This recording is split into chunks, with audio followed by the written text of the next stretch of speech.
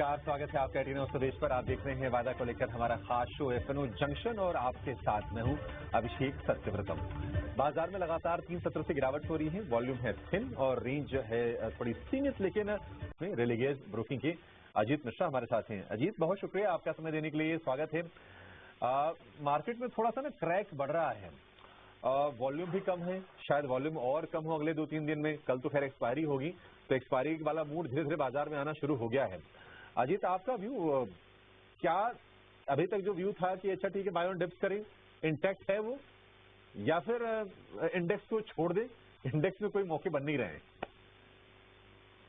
शुक्रिया अभिषेक देखिए, 4 हफ्तों से हम ये चीज देख रहे हैं कि एक 500 पॉइंट के बैंड में इंडेक्स आपको फंसता हुआ नजर आ रहा है। 25,700 के पास आते हैं तो आपको बाइंग इमर्ज होते हुए नजर आती है।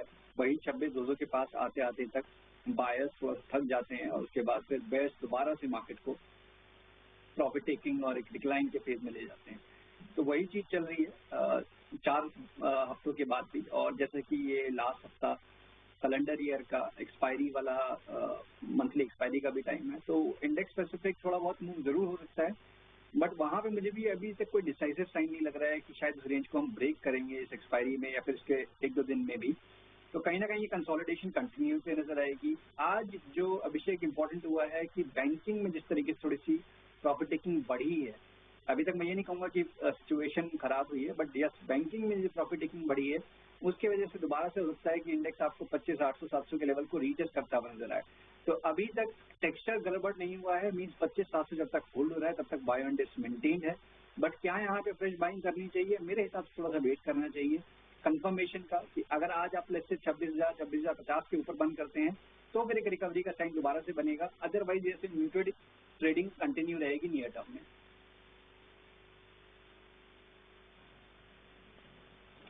ठीक है, तो कहने की रिस्क है कि 25,800-700 फिर से टेस्ट करें। अभी तो हमने ब्रीफली 26,000 को ब्रीच किया है नीचे के साइड में। देखते हैं कि आगे से यहाँ से चाल किस तरह की होती है। तो इंडेक्स पर ये व्यू हो गया अजीत का। अजीत भाई, जरा शेयर बता दीजिए कि फ्यूचर्स में आपको कौन से स्टॉक अच्छे लग रहे हैं, कहाँ पर आपको लगता है कि प्राइस वाइज स्ट्रेंथ अच्छी आएगी?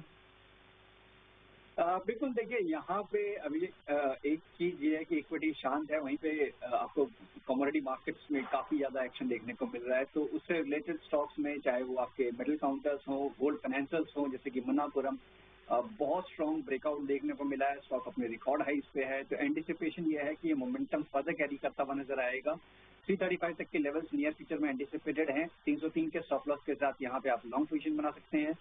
साथ ही साथ डिफेंसिव साइड पे टाटा कंज्यूमर्स जो कि आउट परफॉर्म कर रहा है with in the FMCG space, यहाँ पे एक बाइंग पिवट फॉर्मेशन का इंडिकेशन है। तो एक अच्छा एक्यूमुलेशन का जोन है। 1160 का एक स्टॉप लॉस रहेगा। 1220 तक के इमीडिएट टारगेट्स के लिए टाटा कंज्यूमर्स को भी आप बाय कर सकते हैं। ठीक है, बढ़िया है। मणप्पुरम फाइनेंस ने तो आज हमने देखा कि नया रिकॉर्ड फिर से बना दिया है। और जैसा कि आपने अजीत कहा कि नहीं, गोल्ड में जिस तरह की तेजी आ रही है, मतलब सिल्वर तो अमेजिंग है, सिल्वर सरप्राइजिंग भी है। बहुत सारे लोगों को अब समझने में दिक्कत आ रही है। एक लेवल के बाद चीजें समझ से ऊपर चली जाती हैं कि आखिर सिल्वर में हो क्या रहा है। क्योंकि हमने देखा था शुक्रवार को 8,000-9,000 रुपए की तेजी हुई, आज 13,000 रुपए की तेजी। मतलब अगर इस तरह से तेजी होती रही तो 2.5 लाख रुपए की सिल्वर हो गई। किसने सोचा था कि ये प्राइसेस भी हम सिल्वर में देखेंगे और इतनी जल्दी? मतलब कभी न कभी तो ठीक है, वो आता ही है। कोई कहे कि हाँ सिर्फ 5 लाख होगा तो मैं एग्री कर जाऊंगा, हाँ जी 5 लाख होगा, बट वो टाइम फ्रेम है ना, फिर सोचना पड़ता है कि कब होगा वो। तो ये 2 शेयर होंगे अजीत के तरफ से। मणप्पुरम फाइनेंस हो गया, 335 रुपए के टारगेट हो गए, और दूसरा जो शेयर है वो है टाटा कंज्यूमर का। अच्छी स्ट्रेंथ है और इस स्ट्रेंथ को आप राइड कीजिए, आपको और बढ़िया रिटर्न इससे मिलते हुए दिखाई देंगे। अजीत, ये भाव आपने कैश के दिए हैं? बिल्कुल कैश के भाव। ठीक है, कैश के प्राइसेस हैं ये दोनों के दोनों।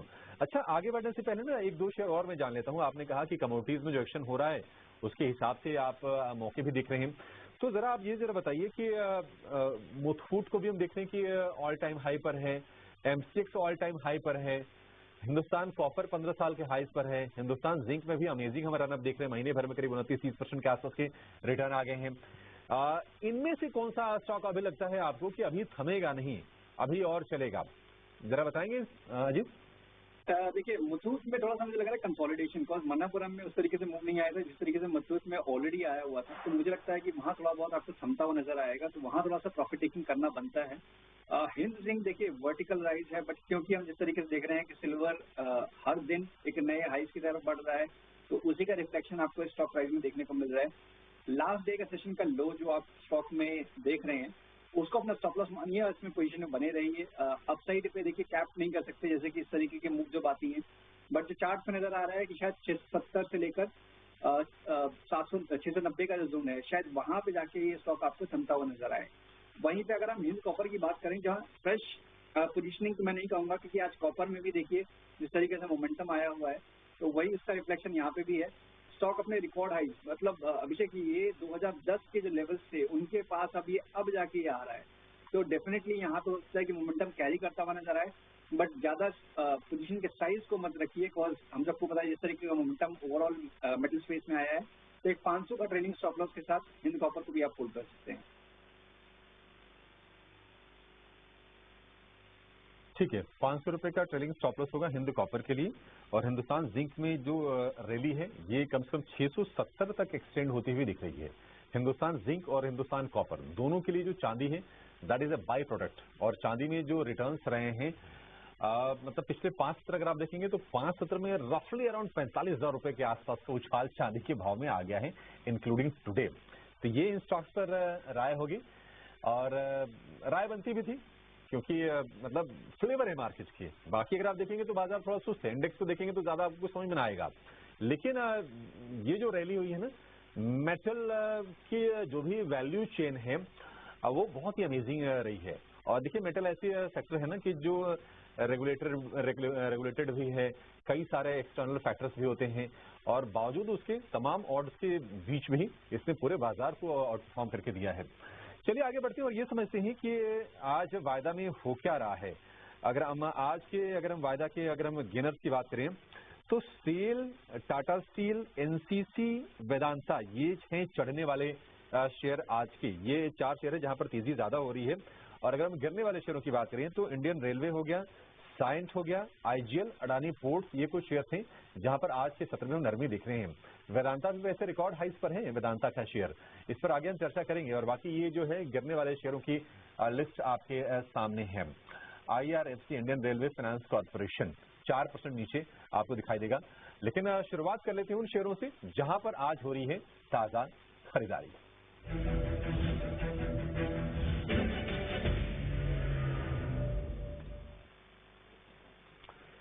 तो अगर हम ताजा खरीदारी यानी कि लॉन्ग बिल्डअप वाले शेयरों की बात करें, यानी कि वो शेयर जहां पर लॉन्ग पोजीशंस बढ़ी हैं और शेयर ऊपर जा रहे हैं, उनमें आप देखेंगे कि टाटा स्टील है, वेदांता है, एचपीसीएल है, ओएनजीसी है, ये 4 शेयर हैं।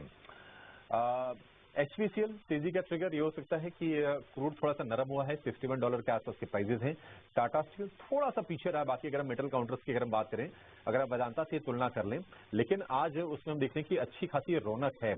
वेदांता में लगातार 14वें या 15वें सत्र में तेजी होगी, और ये लगभग 100 रुपए के जो गेंस है ना उसके बीच में कोई भी ठहराव आया नहीं है।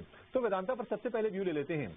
अजीत भाई, वेदांता ने भी मतलब अमेजिंग रहा ये तो, और सिल्वर से कनेक्शन इसका भी है। अब हिंदुस्तान जिंक में तो 62% का स्टेक होल्ड करती है वेदांता, तो कमाई तो इनकी बढ़ने वाली है। आप जरा बताएं कि वेदांता में आप क्या लेवल्स देख रहे हैं और क्या यहाँ से भी लॉन्ग करें? बिल्कुल अभिषेक, देखिए यहाँ पे उस चीज का तो इनको बेनिफिट मिला ही है, साथ साथ में जैसे डिमर्जर की न्यूज आई उसके बाद यहाँ पे और ट्रैक्शन मजबूत हुआ था और स्टॉक अपने रिकॉर्ड हाइस पे है। यहाँ पे भी हम वही देख रहे हैं जिस तरीके से हिंद जिंक, हिंद कॉपर की हर दिन एक नया हाई। यहाँ पे चेस करना थोड़ा सा मुझे लगता है कि रिस्की हो जाएगा, बिकॉज जो मैं देख पा रहा हूँ कॉल राइटर्स की पोजीशन करीब 610 के पास जो कि करंट प्राइस है, वहां पे करीब 25 लाख का हुआ है, अभी भी खड़ा है। तो ये देखना होगा कि क्या ये इसके ऊपर क्लोज कर पाता है। अदरवाइज इसमें देखिए सेम वही टेक्निक जो हमने हिंद जिंक और हिंद कॉपर के लिए बात की कि लास्ट ट्रेडिंग सेशन का लो जो कि करीब 597 के पास है, उसके साथ स्टॉप लॉस के साथ डेफिनेटली आप बने रह सकते हैं या फ्रेश पोजीशन, बट जो बहुत एग्रेसिवली प्ले कर रहे हैं उनके लिए। बट बेटर अपॉर्चुनिटी मेरे हिसाब से टाटा स्टील में है, जैसे कि आपने भी बताया कि इसका पार्टिसिपेशन उस तरीके से नहीं रहा है अभी तक, और अब जाके जो पिछले करीब 7-8 दिन के कंसोलिडेशन जो कि अपना 100 EMA के पास बनाने के बाद तब ये रिकवरी दिखा रहा है। तो यहाँ पे मुझे लगता है कि comparatively better risk to reward है, मीन्स 169 के स्टॉप लॉस के साथ 184 तक के टारगेट्स के लिए टाटा स्टील ज्यादा बेटर विकल्प लग रहा है इन कंपैरिजन टू वेदांता। ठीक है, टाटा स्टील बेहतर विकल्प है और टाटा स्टील में जो ओपन इंटरेस्ट एडिशन है वो है 9% का। तो टाटा स्टील में आपके लिए मौके यहाँ से बन सकते हैं और भरोसा भी है अजीत का। ओएनजीसी में भी ओआई एडिशन अच्छा है 8.5% के आसपास का।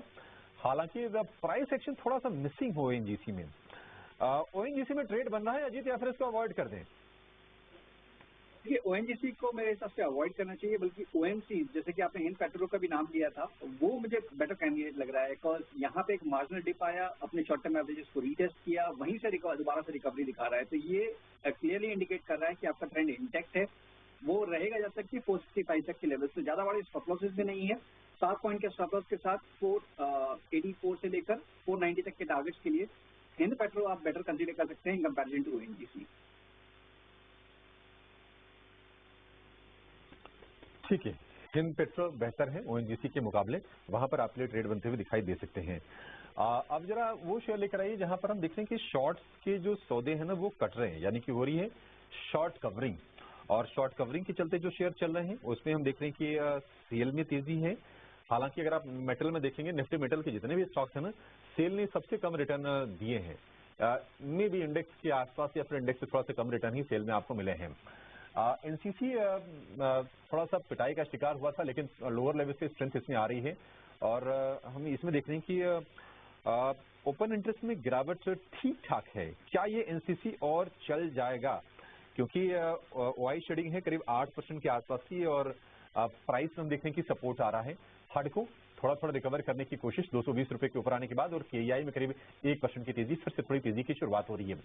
इसमें से ज्यादा प्रॉमिसिंग आपको क्या लग रहा है शॉर्ट कवरिंग का कैंडिडेट अजीत, जहां पर यहां से भी हम तेजी का ट्रेड ले सकते हो? देखिए इन चारों में सबसे ज्यादा कन्विंसिंग जो नाम है वो केईआई का है।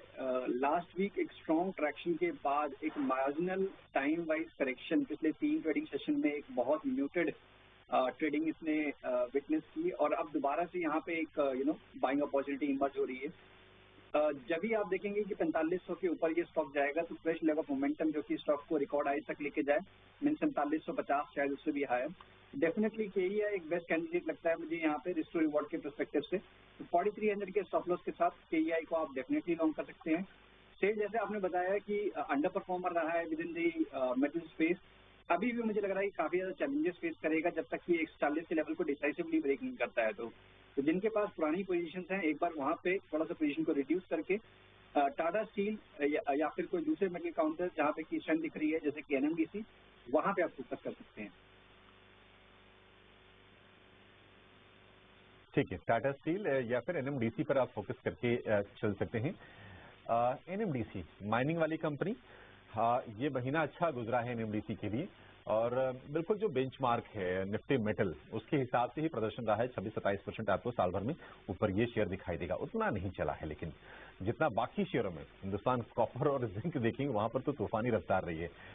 खैर एक छोटा सा ब्रेक लेंगे, ब्रेक के बाद हम मंदी वाले शेयरों की बातचीत करेंगे, यानी कि वो शेयर जहां पर फ्रेश शॉर्ट्स इनिशिएट किए जा रहे हैं और जहां पर हो रही है लॉन्ग की अनवाइंडिंग, यानी कि तेजी के सौदे जहां पर कट रहे हैं। एक छोटे से ब्रेक के बाद कुछ और धमाकेदार ट्रेड आपके लिए।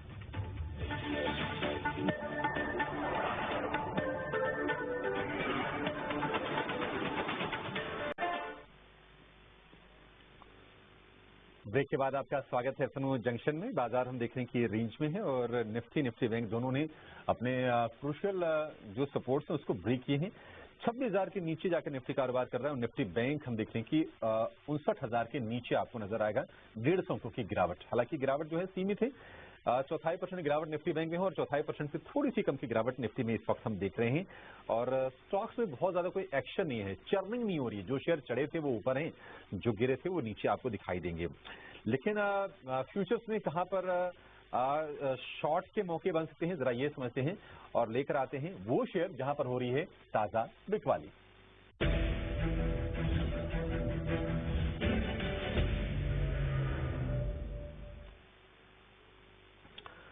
तो अगर हम फ्रेश शॉर्ट की बात करें तो कुछ शेयरों की सूची है, जरा सामने रखेंगे जहां पर आज हम बिकवाली देख रहे हैं। और वो है साइंट हो गया, अडानी पोर्ट्स हो गए, पावर ग्रिड हो गया और इसके अलावा पेट्रोनेट LNG का शेयर हो गया। ये 4 शेयर हैं जहां पर आज हम फिर से बिकवाली देख रहे हैं। पावर ग्रिड 261 रुपए का भाव, 1.5% की गिरावट। पावर ग्रिड में नरमी छटने रही है जी, मतलब सरकारी कंपनी, सेफ कंपनी, डिविडेंड वाली कंपनी, इन्वेस्टर्स के पास तो बहुत है पावर ग्रिड जिनको सुरक्षा चाहिए, लेकिन जिनको ग्रोथ चाहिए शायद उनके लिए निराशा का सबब भी होगा ये। पावर ग्रिड आपको लगता है कि यहां से और वीक होगा, क्या राय है आपकी? बिल्कुल, देखिए यहाँ पे अगर आप देखेंगे तो PSU एज अ पैक, जैसे लास्ट वीक हमने देखा कि रेलवे काउंटर्स में एक अच्छी रिकवरी देखने को मिली, बट एज अ पैक अगर आप एनर्जी स्पेस में देखेंगे तो डेफिनेटली वहाँ पे आपको चैलेंजेस अभी भी नजर आएंगे। मींस हर रिकवरी पे, रिबाउंड पे कहीं ना कहीं प्रेशर देखने को मिल रहा है। पावर ग्रिड अपने मेजर एवरेजेस के नीचे रेट कर रहा है। आज की डिक्लाइन के बाद दोबारा से इसने अपने 20 EMA को सरेंडर कर दिया है, तो ये अच्छे साइन नहीं है। मींस ये आपको साइडवेज नेगेटिव टोन को कंटिन्यू होने के चांसेस ज्यादा दिखाता है और हो सकता है कि आने वाले दिनों में आपके 250 तक के लेवल्स भी देखने को मिल जाए। तो क्योंकि अभी तक मार्केट का टेक्सचर इतना ज्यादा एग्रेसिवली बेरिश नहीं हुआ है, फ्रेश शॉर्टिंग की राय नहीं होगी, बट या जिनके पास पोजीशन है एक बार तो निकल सकते हैं। जब तक कि ये स्टॉक 280 के ऊपर दोबारा से नहीं आ जाता है और आपका शॉर्ट टर्म का अगर नजरिया है तो अवॉइड कीजिएगा लॉन्ग पोजीशन के लिए पावर ग्रिड को।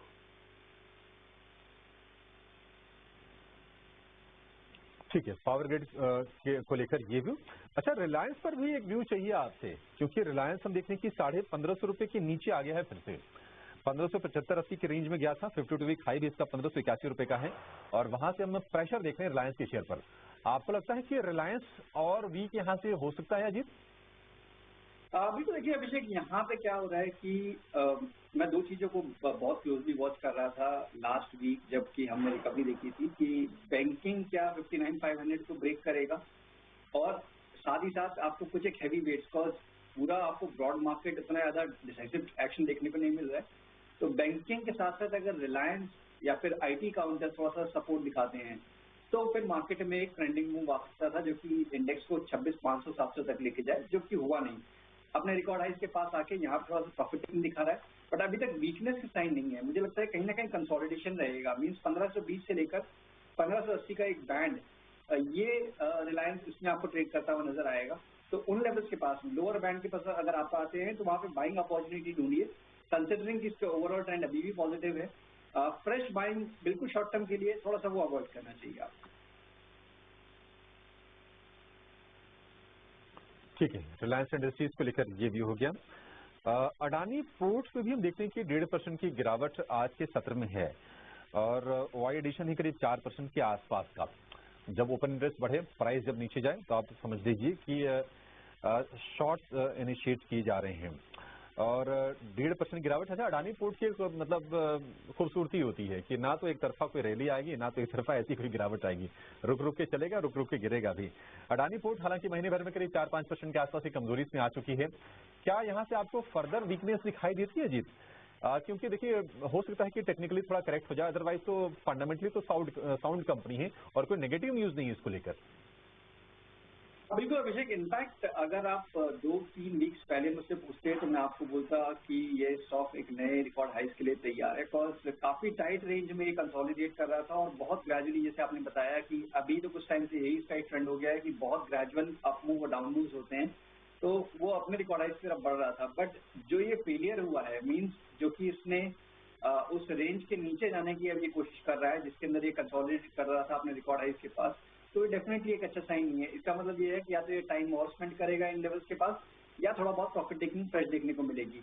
उस केस में 1420 तक के लेवल्स मुझे एंटिसिपेटेड है कि यहाँ नियर टर्म में देखने को मिल सकते हैं। तो यहाँ पे अगर आपके पास लॉन्ग पोजीशन है, डेफिनेटली एक बार एग्जिट कर लेना चाहिए। फ्रेश शॉर्ट्स आप बनाते हैं, अगर एग्रेसिव शॉर्ट्स के लिए सोच रहे हैं तो आप कंसीडर कर सकते हैं 1495 के स्ट्रिक्ट स्टॉप लॉस के साथ 1425 तक के टारगेट्स के लिए। ठीक है, 1425 तक के टारगेट्स के लिए इसमें आप शॉर्ट के सौदे बना सकते हैं अडानी पोर्ट्स में। ठीक है, चलिए समय समाप्त हो गया, अदरवाइज कुछ और शेयर हमारी लिस्ट में थे उन पर हम व्यू लेते, लेकिन समय हमें इसकी इजाजत देता नहीं है। इस शो को यहीं पर समाप्त करेंगे। अजीत, बहुत शुक्रिया आज आपका समय देने के लिए और तमाम स्टॉक्स पर अपनी बहुत ही बेशकीमती राय हमारे दर्शकों को, हमारी ट्रेडिंग कम्युनिटी को पहुंचाने के लिए। थैंक यू सो मच आज हमारे साथ जुड़ने के लिए और आपको नए साल की ढेर सारी अनेकानेक शुभकामनाएं हमारी तरफ से। चलिए शो को यहीं पर समेटेंगे। निफ्टी है 60 अंक नीचे, निफ्टी बैंक की बात करें तो 160 अंक नीचे। एक छोटे से ब्रेक के बाद आपके सवाल जवाब हर माध्यम से, टेलीफोन, व्हाट्सएप या फिर सोशल मीडिया, हर जगह आप अपने सवाल पूछ सकते हैं और हम कोशिश करेंगे कि आपके सवालों को, स्पेशली जो रेलेवेंट सवाल हो उनको पिक करें और शो में उनको स्थान दें। Thank you so much.